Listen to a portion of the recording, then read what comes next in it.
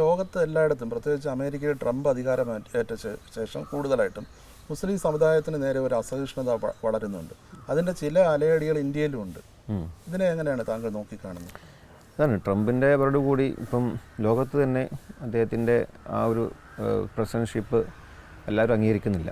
ഇപ്പോൾ ഈ അമേരിക്കയിൽ തന്നെ 7 മുസ്ലിം രാഷ്ട്രങ്ങൾ വിലക്കിയിട്ടുണ്ട്. ആ ഒരു അലയടി ഇപ്പം ഇന്ത്യയിലെ എന്ന് പറയുമ്പോൾ ഇന്ത്യയിലൊരു ഫാസിസ്റ്റ് വർഗീയ ശക്തികൾ ഉയർന്നു വരുന്നുണ്ട്. അതിൻ്റെ ഭാഗമായാണ് ഇപ്പോൾ ഇവിടെ നേരത്തെ സൂചിപ്പിച്ചതുപോലെ ഫാഷിസം ഇന്ന് നമ്മുടെ ജീവിതത്തിലേക്ക് നമ്മൾ അറിയാതെ കടന്നു വരുന്നുണ്ട്. അപ്പോൾ അത് ഇപ്പോൾ ഇവിടെ ഇന്ത്യ എന്ന് പറയുന്നത് എല്ലാവരുടെയും രാജ്യമാണ്. എല്ലാവർക്കും ഒരേ അവകാശമുണ്ട്, മതസ്വാതന്ത്ര്യമുണ്ട്. അപ്പോൾ അത് ജനാധിപത്യം നൽകുന്ന, ഭരണഘടന നൽകുന്ന അവകാശമാണ് നമ്മുടെ മതസ്വാതന്ത്ര്യം. അപ്പോൾ അതിനെയൊക്കെ പുറലേൽപ്പിക്കുന്ന രീതിയിലുള്ള നിലപാടുകളും പ്രവർത്തനങ്ങളും ഉണ്ടാകുമ്പോൾ അത് തീർച്ചയായും ഒരു ആശങ്കയോട് കൂടിയും ഭീതിയോട് കൂടിയാണ് നമ്മൾ കാണുന്നത്. ഇപ്പോൾ കേരളത്തിലും BJP വളരുന്നുണ്ട്. അതിനൊരു പരിധിവരെ കാരണം ഐക്യ ജനാധിപത്യ മുന്നണി ദുർബലമായതല്ലേ? അതൊന്നുമില്ല. ജനാധിപത്യം ഇവിടെ ശക്തമാണ്. അത് മുസ്ലിം ലീഗും കോൺഗ്രസും മറ്റുള്ള ഘടകകക്ഷികളൊക്കെ ശക്തമായി കൊണ്ട് തന്നെ മുന്നോട്ട് പോകുന്നുണ്ട്. ഈ ഒരു കഴിഞ്ഞ ഇലക്ഷന് വളരെ നല്ല രീതിയിലുള്ള പെർഫോമൻസ് ഐക്യ ജനാധിപത്യം നടന്നിട്ടുണ്ട്. ഇനി വരാൻ പോകുന്ന പാർലമെൻറ്റ് തെരഞ്ഞെടുപ്പിലൊക്കെ ഈ കേരളത്തിലെ BJPയുടെ വളർച്ച ഒരു ആശങ്കാജനകമായിട്ട് കാണുന്നുണ്ട്. ആശങ്ക വെച്ചാൽ കേരളം എന്ന് പറയുന്നത് ഒരു മതനിരപേക്ഷത പൂർണ്ണമായും ഉൾക്കൊണ്ടുള്ള സമൂഹമാണ്. ഇവിടെ ഏത് വർഗീയ കലാപങ്ങളോ മറ്റുള്ള അത്തരത്തിലുള്ള സംഭവ വികാസങ്ങളൊക്കെ തന്നെ ഉടലെടുക്കാൻ നോക്കുമ്പോൾ തന്നെ അത് മുനയിൽ നിന്ന് തന്നെ നുള്ളിക്കളയുന്ന രീതിയാണ് കേരളത്തിനുള്ളത്. അപ്പോൾ ബാബരി മസ്ജിദ് തകർത്ത സമയത്ത് ഇന്ത്യ ആകെ ആളിക്കത്തിയപ്പോൾ കേരളത്തിൽ ക്രമസമാധാനം ഉണ്ടാക്കുന്നതിന് വേണ്ടി വളരെ പാടുപെട്ടിട്ടുള്ള ഒരു പ്രസ്ഥാനമാണ് UDF. അന്ന് ശ്രീ കരുണാകരൻ മുഖ്യമന്ത്രിയാണ്. ഞങ്ങളുടെ പിതാവുമായി സംസാരിച്ചുകൊണ്ട് കേരളത്തിലെ മുസ്ലിങ്ങളുടെ ആത്മസംയമനം പാലിക്കാനും അങ്ങനെ ഈ കേരള സമൂഹം അത്തരത്തിലുള്ള തീവ്രതയോ വർഗീയതയോ ഇഷ്ടപ്പെടുന്നില്ല. ഇവിടെ മതേതരത്വ സ്വഭാവമുള്ള സൗഹൃദം സ്ഥാപിക്കുന്ന നൂറ്റാണ്ടുകൾക്ക് മുമ്പേ നമ്മൾ സ്വീകരിച്ചു പോകുന്ന ആ നിലപാടിനോട് ഒരിക്കലും വിമുഖത കാണിക്കാൻ കേരള സമൂഹം തയ്യാറാവുന്നില്ല എന്നുള്ളതുകൊണ്ട് BJPയുടെ വളർച്ച അതിനൊരു തടസ്സമാണ്. അതെ, തീർച്ചയായും BJP വരുമ്പോൾ നമുക്കത് തീർച്ചയായും ഒരു വെല്ലുവിളി തന്നെയാണ്. അതേസമയം ഈ താങ്കൾ നേരത്തെ സൂചിപ്പിച്ച് ഫാസിസത്തിനെതിരെ ഒരു ഐക്യനിര കെട്ടിപ്പടുക്കണം. അങ്ങനെയാണെങ്കിൽ മതേതര ശക്തികൾ ഒരുമിച്ച് നിൽക്കേണ്ടതല്ലേ? അതെ. അങ്ങനെയാണെങ്കിൽ എന്തിനാണ് CPM-നോട് ലീഗിന് ഈ ഐത്തം പുലർത്തുന്നത്? അല്ല, CPM-നോട് അത്തരം മേഖലകളിൽ ഇപ്പോൾ യോജിച്ച് നിൽക്കാൻ കഴിയുന്ന മേഖലയിൽ നമ്മൾ ഒരുമിച്ച് നിൽക്കാറുണ്ട്. അപ്പോൾ അതാണ് ഇപ്പം ഇന്നലെ നടന്ന സമരം പന്തലിൽ CPM-ൻ്റെ സ്വരാജ് വന്നു, DYFIയുടെ, അതുപോലെ CPI-യുടെ പന്ന്യൻ രവീന്ദ്രൻ വന്നു. ഈ ഒരു മേഖലയിൽ നമുക്കൊരു വലിയ വെല്ലുവിളി നേരിടുമ്പോൾ അത്തരത്തിലുള്ള ഒരു മതേതര ശക്തിയുടെ ഒരു കൂട്ടായ്മ നമ്മൾ ഒരുമിച്ച് കൂടാറുണ്ട്. CPM-മായിട്ടൊരു രാഷ്ട്രീയ സഖ്യത്തെക്കുറിച്ച് ഭാവിയിൽ ആലോചിക്കാൻ സാധ്യതയുണ്ട്? ഇല്ല, അതൊക്കെ രാഷ്ട്രീയപരമായ തീരുമാനമാണ്. അപ്പോൾ എനിക്ക് പറയാൻ കഴിയില്ല. അതായത് അവരോടൊരു ശാശ്വതമായ ശത്രുതയൊന്നുമില്ല. ഇല്ല, ഒരു സ്പോർട്സ്മാൻ സ്പിരിറ്റോട് കൂടിയാണ് നമ്മൾ രാഷ്ട്രീയ പാർട്ടിയെ കാണുന്നത്. അപ്പം ഒരു രാഷ്ട്രീയ പാർട്ടിയാകുമ്പോൾ അവരോട് ശത്രുതാ മനോഭാവം ഉണ്ടാവുക എന്നുള്ളതൊന്നും അതിൽ പറഞ്ഞതല്ല. അതിൽ രാഷ്ട്രീയപരമായി എതിർക്കുമ്പോൾ അതിനുള്ള എതിർപ്പുണ്ടാവും, സൗഹൃദമായ സൗഹൃദം നമുക്കുണ്ടാവും. ഇപ്പോൾ എല്ലാവരോടും സൗഹൃദം നമ്മൾ കാത്തു സൂക്ഷിക്കാറുണ്ട്. പ്രത്യേകിച്ച് നമ്മൾ പാണക്കാട് ഇവിടെ എല്ലാവരും ഞങ്ങളുടെ പിതാവുമായിട്ടുള്ള ഇപ്പോൾ EK നായനാർ നല്ല ബന്ധമായിരുന്നു. ഞങ്ങളുടെ പിതാവ് മരിച്ചപ്പോൾ കേരളത്തിലെ എല്ലാ CPM-ൻ്റെ നേതാക്കളും വന്നിട്ടുണ്ട്. ഇപ്പോൾ അഹമ്മദ് സാഹിബ് മരിച്ചപ്പോൾ ശ്രീ പിണറായി വിജയൻ വന്നു, CPM-ന് കൊടിയേരി വന്നു. അവരൊക്കെ ശക്തമായി പ്രതികരിക്കുകയും ചെയ്തു. അപ്പോൾ ഇതൊരു സൗഹൃദമായ ഒരു ഫ്രണ്ട്ഷിപ്പ്, പൊളിറ്റിക്കൽ ഫ്രണ്ട്ഷിപ്പ് എന്നുള്ളത് നമുക്ക് ഒരിക്കലും ഈ ജനാധിപത്യ വ്യവസ്ഥയിൽ നമുക്ക് ഉണ്ടാവേണ്ട ഒന്നാണ്. അപ്പം രാഷ്ട്രീയപരമായ ഇടപെടൽ നടത്തുമ്പോൾ നമ്മുടെ ഇഷ്യൂ ബേസ്ഡ് എന്താണ് അതിനനുസരിച്ചായിരിക്കും നമ്മുടെ നിലപാടുകൾ ഉണ്ടാവുക. ഇപ്പോൾ താങ്കളുടെ പിതാവ് ആദരണീയനായ പാണക്കാട് ശിഹാബലി തങ്ങൾ, അദ്ദേഹം ആത്മീയ ആചാര്യനും അതേസമയം തന്നെ ലീഗിൻ്റെ സംസ്ഥാന അധ്യക്ഷനുമായിരുന്നു. അദ്ദേഹത്തിനൊക്കെ കിട്ടിയ ഒരു വലിയ സ്വീകാര്യതയുണ്ട് കേരളത്തിൽ. അതെ, അതുപോലെ ഇന്നത്തെ രാഷ്ട്രീയ നേതാക്കൾക്ക് കക്ഷി വ്യത്യാസമില്ലാതെ തന്നെ അത് ലഭിക്കുന്നുണ്ടോ? ജനങ്ങൾക്ക് അവരോടെല്ലാം ഒരു രാഷ്ട്രീയക്കാരോടൊരു അവമതിപ്പ് ഉണ്ടായിട്ടുണ്ടെന്ന് തോന്നുന്നുണ്ടോ? ഇല്ല, ഇപ്പം എല്ലാവരും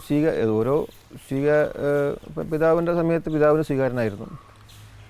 അതുപോലെ തന്നെ അങ്ങനെ പല രാഷ്ട്രീയ പാർട്ടികളിലും അങ്ങനത്തെ ഒരു നേതാവ് ഉണ്ട് എന്നുള്ളതാണ്. കാരണം ഉമ്മൻചാണ്ടി അദ്ദേഹത്തിൻ്റെ ഒരു ജനകീയ മുഖം, അതുകൊണ്ട് രാഷ്ട്രീയപരമായ എതിർപ്പുകളൊക്കെ ഉണ്ടാവും. എങ്കിലും വ്യക്തിപരമായി എല്ലാവരും പലരുമായും വളരെയധികം ബഹുമാനം കൊടുക്കുന്നുണ്ട്.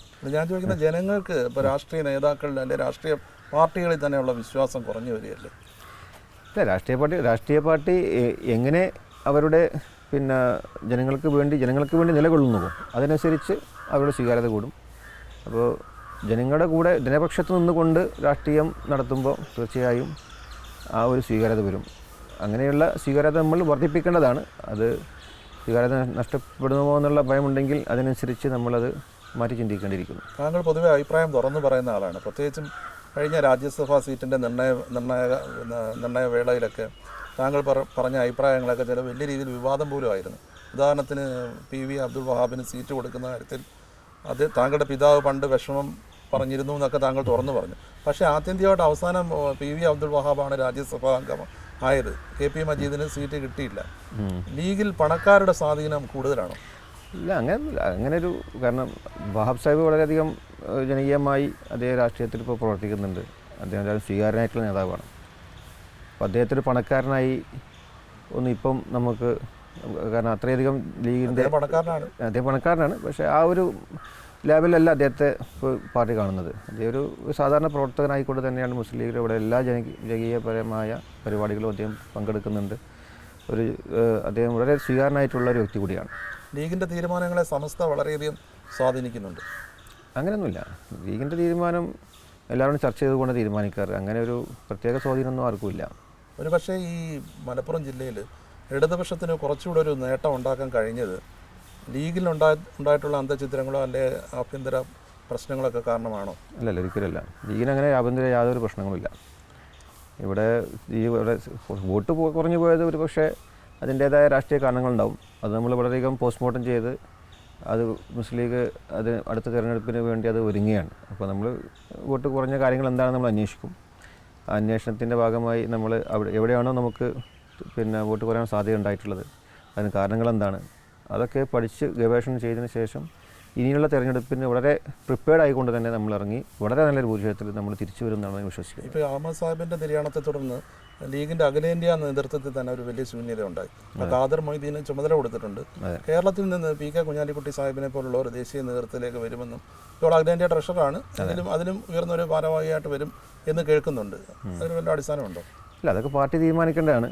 അപ്പോൾ 26-ാം തീയതി നാഷണൽ എക്സിക്യൂട്ടീവ് ഉണ്ട്. അതിലൊക്കെ ദേശീയ കമ്മിറ്റിയിലുള്ള ആളുകളാണ് തീരുമാനിക്കേണ്ടത്. ഇന്നിപ്പോൾ എനിക്ക് അതിൽ അഭിപ്രായം പറയാൻ സാധിക്കില്ല. എന്നാലും ഇതിപ്പോൾ അദ്ദേഹം ഒരു ദേശീയ ട്രഷററാണ്.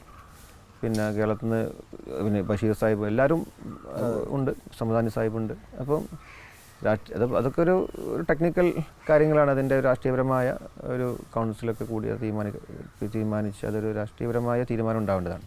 നേരത്തെ സൂചിപ്പിച്ച പോലെ താങ്കൾ വളരെ ശക്തമായിട്ട് അഭിപ്രായങ്ങൾ പ്രകടിപ്പിക്കുന്ന ആളാണ്. പണ്ടൊരു അഭിമുഖത്തിൽ താങ്കൾ തന്നെ പറഞ്ഞു സിനിമ അങ്ങനെ മാറ്റി നിർത്തേണ്ട അല്ല നിഷിദ്ധമായി കാണേണ്ട ഒരു കാര്യമല്ല. ആ അഭിപ്രായത്തിൽ ഇപ്പോഴും ഉറച്ചു നിൽക്കുന്നുണ്ടോ? അല്ല, അന്നത് ഒരു വിവാദമായി എന്നുള്ളത് കാരണം അന്നത്തെ സമയത്ത് ഒരു സിനിമ ഹറാമല്ല എന്നുള്ളതല്ല ഞാൻ പറഞ്ഞിട്ടുള്ളത്. കാരണം ഇന്നത്തെ പുതിയ കാലഘട്ടത്തിൽ നമ്മുടെ മെസ്സേജുകൾ അത് ഒരുപക്ഷെ നമുക്ക് വെറും നമ്മുടെ പ്രസംഗങ്ങളോ യാഥാസ്ഥികപരമായ മെത്തഡോളജിയോ മാത്രം ചിലപ്പോൾ ജനങ്ങൾക്ക് മനസ്സിലാക്കി കൊടുക്കാൻ സാധിക്കില്ല. അതുകൊണ്ട് അത്തരത്തിലുള്ള ഡോക്യുമെൻറ്റുകൾ, അതുപോലെ പല രീതിയിലുള്ള മെസ്സേജ് കൊടുക്കുന്ന രീതിയിലുള്ള സിനിമകൾ, ഉദാഹരണത്തിന് ഇപ്പം ഒരു സീരിയൽ ഉമർ എന്ന് പറഞ്ഞുകൊണ്ടൊരു സീരിയലുണ്ടായിരുന്നു.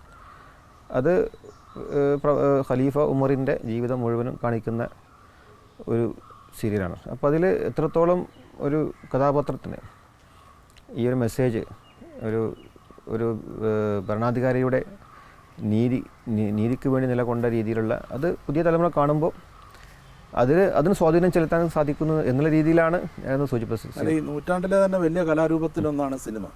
മാത്രമല്ല ഇന്ത്യൻ സിനിമ തന്നെ എടുത്തു നോക്കിയാൽ, മലയാള സിനിമ എടുത്തു നോക്കിയാലും മുസ്ലിം സമുദായത്തിൻ്റെ വലിയൊരു പ്രാതിനിധ്യവും പിന്തുണയും ഒക്കെ ആ മേഖലയെ സമ്പന്നമാക്കുന്നുണ്ട്.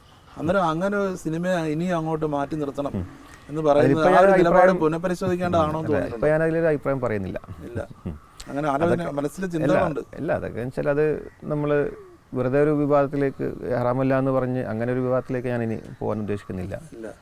അതൊക്കെ അതിൻ്റേതായ മത നേതാക്കളുണ്ട്, അവരൊക്കെ അതിൻ്റേതായ തീരുമാനങ്ങളും അഭിപ്രായങ്ങളും പറയേണ്ടതാണ്. അത് നമ്മുടെ ഉദ്ദേശശുദ്ധിയോടെ കാണേണ്ടതാണ്. ചിലപ്പം ചില സിനിമ നമ്മൾ ഹറാമാണെന്ന് പറയേണ്ടി വരും, കാരണം അതിൽ അശ്ലീലമായ ചിത്രങ്ങളുണ്ടാവും, അപ്പോൾ അത് ഹറാമാണ്. ലീഗ് രാഷ്ട്രീയത്തിൻ്റെ ഇപ്പം ഒരു പദവിയിലെത്തിയിരിക്കുകയാണ് സംസ്ഥാന അധ്യക്ഷൻ എന്നുള്ളത്. ഈ പാർട്ടിക്കുള്ളിൽ തന്നെ ഈ പാരമ്പര്യവാദികളുടെയും അതേസമയം പുരോഗമനവാദികളുടെയും വലിയൊരു സമ്മർദ്ദമുണ്ട്. ഇപ്പം ഉന്നത വിദ്യാഭ്യാസ രംഗത്തേക്ക് കുട്ടികൾ വരുന്നതിലും പെൺകുട്ടികൾ വരുന്നതിലും ഒക്കെ താങ്കളുടെ ഒരു സംഭാവനയുണ്ട്. അതേസമയം പാരമ്പര്യങ്ങൾ ഉറച്ചു നിൽക്കണം, അല്ലെങ്കിൽ ആചാരങ്ങളിൽ മുറുകി നിൽക്കണമെന്ന് പിടിച്ചു നിൽക്കണമെന്ന് പറയുന്ന ഒരു വിഭാഗം. ഇവരെ ഇതിനിടയിൽ എങ്ങനെ ബാലൻസ് ചെയ്ത് മുന്നോട്ട് പോകാൻ പറ്റും? അല്ല, അങ്ങനെ ഒരു ഇപ്പം നമ്മൾ കൂടുതലും വിദ്യാഭ്യാസപരമായി മുന്നോട്ട് പോകാൻ വേണ്ടിയിട്ടുള്ള വളരെ പോസിറ്റീവായിട്ടുള്ളൊരു മോട്ടിവേഷൻ തന്നെയാണ് കൊടുക്കുന്നത്. പ്രത്യേകിച്ച് പെൺകുട്ടികൾ ഇപ്പോൾ ക്യാമ്പസുകളൊക്കെ നിറഞ്ഞു വരികയാണ്. അപ്പോൾ ഇപ്പോൾ യാഥാസ്ഥികപരമായ ചിന്തകളുള്ളവർക്ക് ആ രീതിയിൽ, കാരണം ഒരുപക്ഷെ ഇപ്പം മതവിദ്യാഭ്യാസം മാത്രം ആഗ്രഹിക്കുന്ന കുട്ടികളുണ്ടാവും, അല്ലെങ്കിൽ അപ്പോൾ അവർക്കുള്ള പിന്നെ സ്ത്രീകൾക്കുള്ള വിദ്യാഭ്യാസ അവസരങ്ങൾ ഇപ്പം ഉണ്ടാക്കിയിട്ടുണ്ട്. ഇപ്പം വളാഞ്ചേരി മർക്കസ് കീഴിൽ തുടങ്ങിയിട്ടുള്ള സ്ത്രീകൾക്ക് വേണ്ടി 10ാം ക്ലാസ് കഴിഞ്ഞ കുട്ടികൾക്ക് ഉള്ളൊരു കോഴ്സ്, അതിൽ ഡിഗ്രി അടക്കം ഇസ്ലാമിക വിഷയങ്ങൾ ഒക്കെ ഉൾപ്പെടുത്തി സ്ത്രീകൾക്ക് വേണ്ടി മാത്രം അച്ചടക്കബോധത്തോടു കൂടി നടത്തുന്നൊരു വഫിയ എന്ന് പറഞ്ഞ ക്യാമ്പസ് ഉണ്ട്. അപ്പോൾ അവരെ കൂടുതലും പിന്നെ ഒരുപക്ഷെ ഈ അത്തരം കുട്ടികളൊക്കെ എക്സ്പോസ് ചെയ്യാനൊക്കെ ബുദ്ധിമുട്ടുന്ന, അല്ലെങ്കിൽ ആ ഒരു മനസ്സുള്ളവർക്ക് അവരെയും ഇതിൽ പിടിച്ചു കൊണ്ടുവരിക എന്നുള്ള ഉദ്ദേശത്തോട് കൂടിയിട്ടുള്ള സിസ്റ്റംസ് ഇവിടെയുണ്ട്. അതുകൊണ്ട് എല്ലാവരെയും ഒരുമിപ്പിച്ച് മുന്നോട്ട് കൊണ്ടുപോകാൻ നമുക്ക് സാധിക്കും എന്നുള്ളത് തന്നെയാണ്. നിർഭാഗ്യവശാൽ മുസ്ലിം യുവാക്കളിൽ ചിലരെങ്കിലും ഭീകരവാദത്തിലേക്ക് ആകർഷിക്കുന്നതായിട്ടുള്ള റിപ്പോർട്ടുകൾ മാധ്യമങ്ങളിൽ വരുന്നുണ്ട്, പോലീസ് അന്വേഷണം നടക്കുന്നുണ്ട്. പക്ഷേ അത് അവരെ പിടിച്ചു നിർത്താൻ, അല്ലെ അവരെ ഈ ഒരു ഭീകരവാദത്തിലേക്ക് പോകാതെ പിടിച്ചു നിർത്തേണ്ട ഉത്തരവാദിത്വം ലീഗിനില്ലേ? ഉണ്ട്. ലീഗ് വളരെ ശക്തമായിക്കൊണ്ട് തന്നെ ആ ഭീകരവാദത്തെയും തീവ്രവാദത്തെയും വളരെ ശക്തമായ ഭാഷയിൽ നമ്മൾ എതിർക്കുന്നുണ്ട്, ചെറുക്കുന്നുണ്ട്. അങ്ങനെ ഒരു മുസ്ലിം ലീഗുകാരനോ മുസ്ലിം യൂത്ത് ലീഗുകാരനോ ഇവിടെ അങ്ങനെ ആരെങ്കിലും ഭീകരപ്രവർത്തനം നടത്തുന്നെങ്കിൽ അവരൊരിക്കലും മുസ്ലിം ലീഗുകാരനോ അല്ല, യൂത്ത് ലീഗുകാരനോ അല്ല. അതിനെ തള്ളി പറയും. അതിനൊരിക്കലും നമ്മൾ അംഗീകരിക്കില്ല. അത് ശക്തമായ ഭാഷയിൽ നമ്മൾ എന്തെങ്കിലും രീതിയിൽ അവരെ നമ്മളുണ്ടെങ്കിൽ കണ്ടെത്തി അവരെ പുറത്താക്കും. അതേസമയം ഈ ഭീകരവാദത്തിൻ്റെ പേരിൽ ഈ മുസ്ലിം സമുദായ അംഗങ്ങളെ അകാരണമായി പീഡിപ്പിക്കുന്നു എന്നുള്ളൊരു വിമർശനവും ഉയർന്നിട്ടുണ്ട്. അതെ, അതാണിപ്പം ഇപ്പോൾ കുറച്ച് കാലങ്ങൾക്ക് മുമ്പുണ്ടായിട്ടുള്ള ചില പരാമർശങ്ങൾ, ഇപ്പോൾ IS പോലുള്ള സംഘടനകളുടെ വേരുകൾ കേരളത്തിലും അതിൻ്റെ ഒരു ഭാഗമായിട്ട് ആളുകളുണ്ട് എന്നുള്ള റിപ്പോർട്ടുകളൊക്കെ കാണാൻ സാധിച്ചു. അതൊക്കെ ഇവിടെ ദൗർഭാഗ്യകരമാണ്. അപ്പോൾ അതൊക്കെ ഒരിക്കലും ഒരു മതത്തിന് നിരക്കാത്തതാണ്. ഇസ്ലാം എന്നുള്ളത് സമാധാനത്തിനും ശാന്തിയുടെയും എല്ലാവരെയും ഉൾക്കൊണ്ടുകൊണ്ട് ബഹുസ്വര സമൂഹത്തിൽ എല്ലാ മതവിശ്വാസികളെയും ബഹുമാനിക്കുകയും അതേസമയം ഒരു ഉമ്മത്തൻ വസത്ത, അതൊരു നമ്മളൊരു എക്സ്ട്രീം അല്ല, നമ്മുടെ വസത്ത് എന്ന് പറഞ്ഞാൽ ഒരു ആവറേജ്, എല്ലാത്തിനെയും ഒരു മധ്യസ്ഥ ഒരു മധ്യമാർഗത്തിൽ, അതൊരു not extreme not very big, ഒരു മിതത്വ സ്വഭാവത്തോടു കൂടിയാണ് പിന്നെ മുസ്ലിങ്ങൾ ഉണ്ടാവേണ്ടത് എന്നുള്ളതാണ് പരിശുദ്ധമായ ഖുർആൻ പറയുന്നത്. അപ്പോൾ ആ രീതിയിൽ എല്ലാവരും പിന്നെ മുന്നേറ്റമാണ് മുസ്ലിങ്ങൾക്ക് ഇവിടെ വിജയം ഉണ്ടായിട്ടുള്ളത്. ആ രീതിയിൽ യുവതലമുറ ഈ മേഖലയിലേക്ക് പോകാതിരിക്കാനുള്ളൊരു ജാഗ്രത യൂത്ത് ലീഗ് ഇപ്പം എല്ലാ മതസംഘടനകളും വിളിച്ചൊരു യൂത്ത് വിഭാഗത്തിൻ്റെ മതസംഘടന വിളിച്ച് യോഗം നടത്തി. ഇതിൽ നമ്മൾ ഏറ്റവും കൂടുതൽ ചർച്ച ചെയ്തത് തന്നെയാണ് ഏതെങ്കിലും രീതിയിൽ പിന്നെ മതസംഘടനകളുടെ പിന്നെ അറിവിൽ ഇത്തരം പ്രവർത്തനം നടത്തുന്നുണ്ടെന്ന് അറിയുന്നുണ്ടെങ്കിൽ അതിനെ ശക്തമായ രീതിയിൽ അവരെ അത് ബോധ്യപ്പെടുത്തിക്കൊണ്ട് അതിൽ നിന്നും അവരെ ഒഴിവാക്കുകയോ അല്ലെങ്കിൽ അതിൽ നിന്ന് പിന്തിരിപ്പിക്കുകയോ ചെയ്യേണ്ട ഒരു ഉത്തരവാദിത്വം നിങ്ങൾക്കുണ്ട് എന്നുള്ള പറഞ്ഞിട്ടുള്ള ഒരു മെസ്സേജ് നമ്മൾ കൊടുത്തിട്ടുണ്ട്. വ്യക്തിപരമായി ചോദിക്കുകയാണ്, താങ്കൾ യാത്രകളിൽ വളരെ കമ്പമുള്ള ആളാണ്. അതെ. വായന? അതെ, യാത്രയാണ് കൂടുതൽ. വായനയും അത്യാവശ്യം വായിക്കും. സാഹിത്യം ഒക്കെ വായിക്കാറുണ്ടോ? ഒരു പിന്നെ സമയത്തൊക്കെ യാത്രകളും തിരക്കായതുകൊണ്ട് കൂടുതൽ വായിക്കാൻ സമയം കിട്ടാറില്ലെങ്കിലും പിന്നെ ഇഷ്ടം തോന്നുന്ന വിഷയങ്ങളിൽ കൂടുതൽ വായിക്കും. ഏതെങ്കിലും സൗഹൃദങ്ങളൊക്കെ ഉണ്ട്.